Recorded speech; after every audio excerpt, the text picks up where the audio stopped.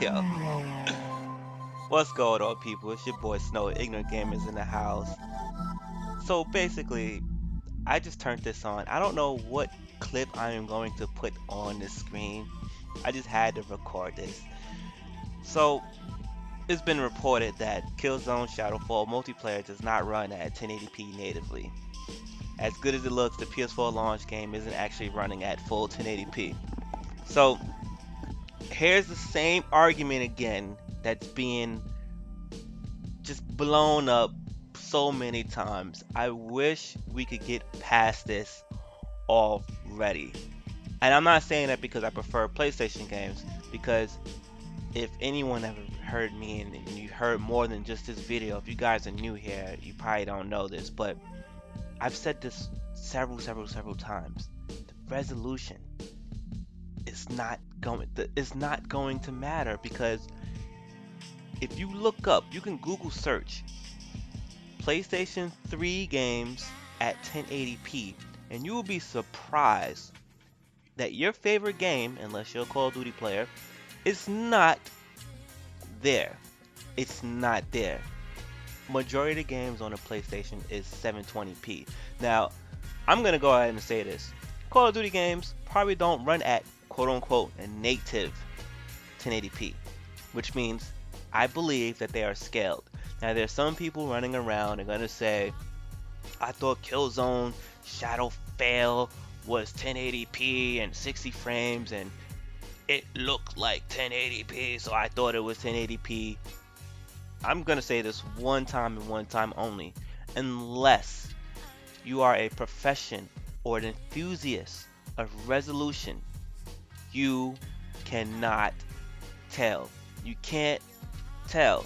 You really can't. If you are an average gamer, you bought your television because someone said this is what your TV is good for, you're gaming, then that's it. Some of y'all have TVs that does extra stuff, like a game mode. It gives you extra, dynamic resolutions and etc, etc. I'm not gonna get into that. 120 gigahertz refresh rate, all this other stuff. You don't even know that your game run at 30 frames per second. You didn't even know what 30 frames per second was until a PS4 and a Xbox One came into the market. Now, I am not defending Killzone Shadowfall. What I am going to say is, everybody saw the clip. Everybody saw the raw footage. I've been recording Killzone. Now, for my card, those clips are 720 because I was going for the 60 frames per second, hoping that YouTube will finally let that shine for videos across the board, and my capture card won't catch 1080p at 60, so I dropped it down to 720 at 60 just to get that point across. But when I am recording at 1080p 30 frames per second, if it was lower than that, it would bump it down. Considering that the second number is 1080p, it's still 1080p. Now, somebody's talking about Rise. Let's bring up Rise. Rise wasn't a 1080p game. Maybe it was upscaled, but we know it's locked at 9 something. You guys don't know anything about 960s, the 944s, and the 980s or whatever. You guys don't know nothing about that, right? That's fine. Let's talk about 2009, 2010-ish, when people were quote unquote putting up 720p videos, and then once YouTube introduced 480, all those 720p HD videos were actually 480 videos. Let's go further back. A lot of you idiots in 2005 and 2000, actually from 2003 to about 2006-ish, right? Mid 2006, you guys are running out buying high definition televisions, right? Thinking that you was getting something that was a really HD TV, but what you actually bought was a ED TV. I don't got time to explain that to y'all. What I really want to get into is look up Uncharted footage, then look up Halo footage, then find 2 games on both systems and find someone that's a good quality uploader. Then look up 2 games that's on the same systems. And I'm going to say this just for the hell of it: Call of Duty runs on both systems, and so does Battlefield. So look up those 2 games, from two good uploaders, something that's probably direct. Now I do have Bad Company 2 for both PS3 and for Xbox 360, and maybe I can do it there. But you can't tell a difference. What most people can tell a difference is 60 the frames per second. Now most games claim 60 frames per second. All games, most games, not all, they do drop below that number. 60 is the cap. Now unless they tell you 60 locked, then we're talking. So we go back to the Tomb Raider debate.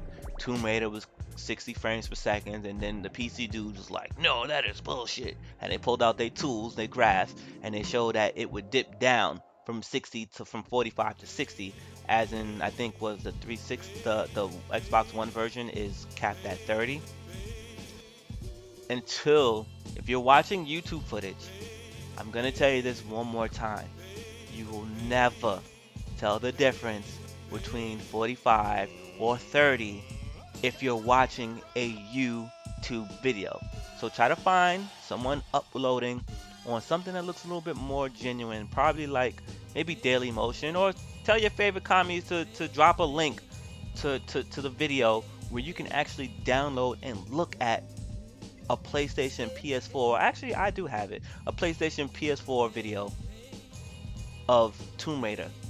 And then I have a friend that has the Xbox One version, so maybe I can go to his crib and record that.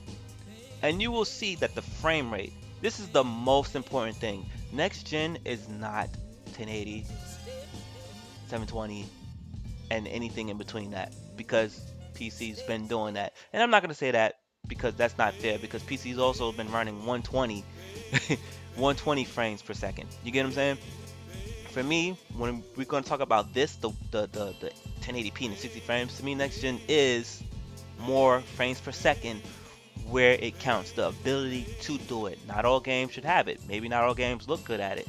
I've finally seen Rise in person with my own eyes. Man, that game is beautiful. The game is beautiful. The style that they ran with, amazing. You know what I'm saying? It's good. Now, frame rate on Dead Rising, we could talk about that for a second. But Rise, the frame rate, fits perfectly. The game is beautiful. Who could tell? You get what I'm saying? So now let's bring it back to Shadowfall. Okay, it's not 1080p native. It's scaled. Do you know the difference between without looking it up? Do you know the difference between 1080p native and 1080p scaled? And when you go look it up, look up your favorite games and find out. And you're probably an Xbox One person. You're probably an Xbox 360 person. You're probably an OG Xbox person. Look up your favorite games and find out what it is. Now, I'm going to school you a little bit more for those who don't know.